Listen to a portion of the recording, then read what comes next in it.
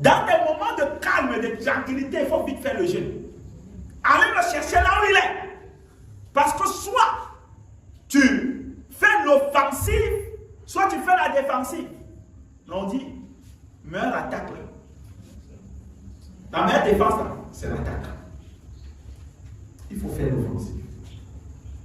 Donc, bien aimé, la parole de Dieu nous dit, et les regards sur Jésus, le chef et consommateur de la foi, qui en vue de la joie qui lui a été réservée, a souffert la croix, méprisé l'ignominie, et s'est assis à la droite du trône de Dieu. Donc, si tu ne méprises pas tout ce qui t'arrive, ton mépris là ne doit pas être pour tes frères, pour tes soeurs, pour des personnes qui sont auprès de toi. Si tu peux utiliser ton mépris là, ou encore ton bagage de mépris là, hein, parce que des fois à un moment donné tu ne sais pas quoi faire avec. Je vais te dire quoi faire avec. Sur tous ceux qui sont méprisants là, hein. Donc pour que ça ne soit plus un péché, n'est-ce pas? Vous pouvez utiliser ça autrement. Voilà, c'est sûr. Parce qu'on dit souvent que, amen, que le plastique n'est pas bon pour l'environnement. Mais si on l'utilise bien, il peut être utile, n'est-ce pas? Et quand on l'écrase là, on le met avec le sable, on fait les pavés, on croit que bon, là, ça peut aller. Mais ce qui est sûr, c'est que si tu as un bagage de mépris, au lieu de t'en servir pour t'enfoncer davantage, tu peux t'en servir pour que ça te fasse le bien. Alors, utilise le mépris pour les problèmes et les situations que tu as. Méprise les fardeaux, les combats, les situations, tout ce que tu vis, les attaques, tout ce qu'on veut te faire subir pour essayer de te réduire. Parce que le but, c'est de te réduire. Alors méprise ça. Si tu ne méprises pas ça, tu amènes tes jeux là-bas.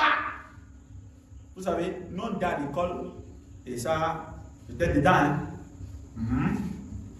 Mais Dieu là, lui, il y a beaucoup. En fait, mes collègues, certains sont morts. Moi, je suis vivant, c'est la grâce. C'est quoi on peut dire, on fait des hommes, nous tous là. Il y a d'autres qui s'en sortent et d'autres qui ne s'en sortent pas. Donc vraiment, moi, Dieu m'a fait grâce.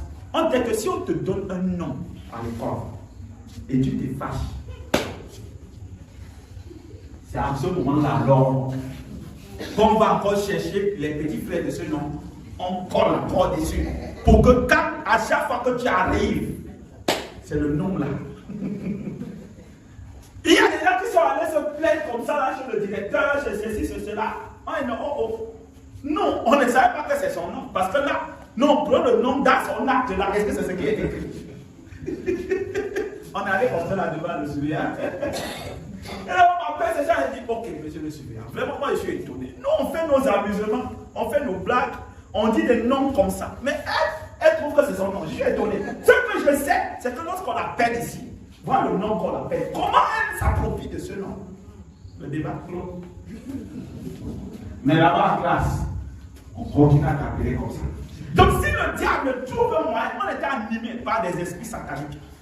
Oui. Parce que quand on fait ça, on est possédé. Oui. Il n'y a que le diable qui fait les choses comme ça. Tu es possédé, ça il faut le dire. Hein. C'est Dieu qui nous a délivrés. Amen.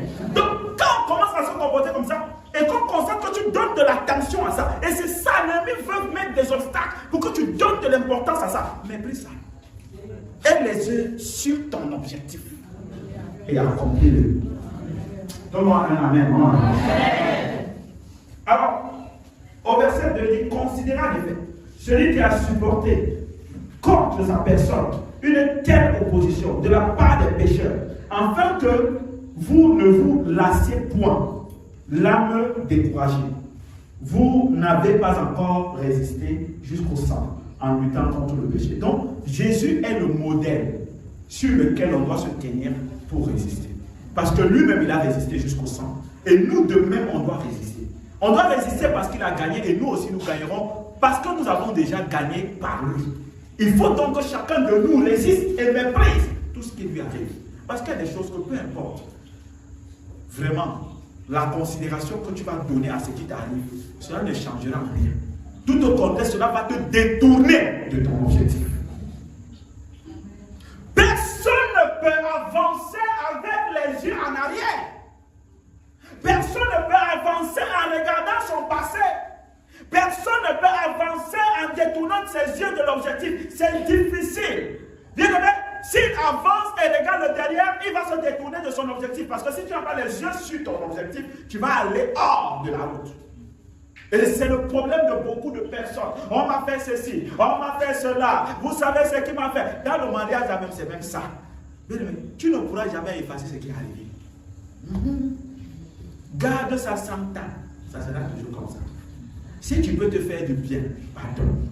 Et le bien de ton environnement, dans ton foyer, là, cherche à oublier ça. Et à bâtir, à tirer une leçon pour que ça n'arrive plus. Si tu veux ne dire pas amen, je continue. Est-ce qu'on avance? Amen. Pourquoi? Parce que si tu ne dis pas la leçon, parce que nous, on a un problème. C'est qu'on vise sur les conséquences et on ne voit pas les causes. C'est vrai, il y a des choses qui peuvent arriver, tu as raison, mais c'est toi qui as causé ça.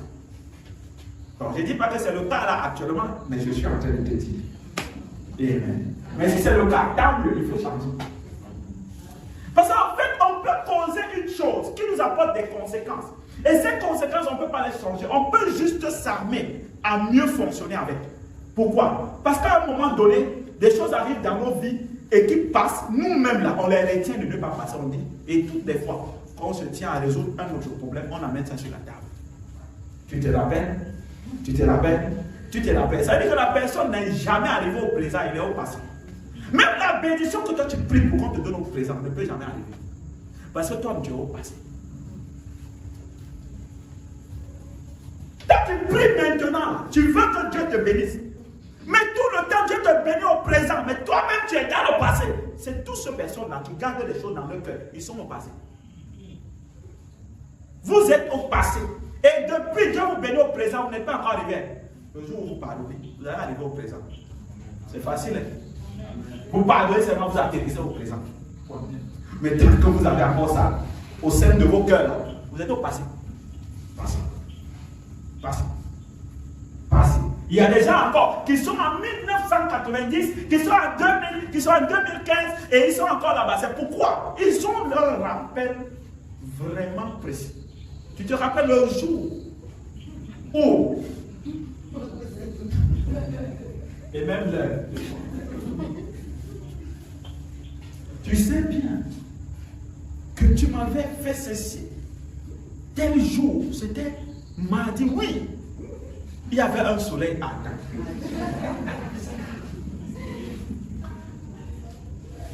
Et je me rappelle ce jour que j'ai voulu te reprocher. Et tu n'as même pas voulu me comprendre, mais ce jour-là, je t'ai gardé. Je savais que ce jour-ci viendrait aujourd'hui pour que je te rappelle ça. Toi-même. Regarde comment tu as vécu au passé. Et tu continues à vivre au passé. Tu ne peux pas avancer. Tu ne peux pas atteindre d'objectif avec tous les obstacles qu'il y a en regardant le passé. Soit tu fixes les yeux sur l'objectif et tu méprises tout ce que tu as comme attaque, comme combat, et tu regardes les objectifs.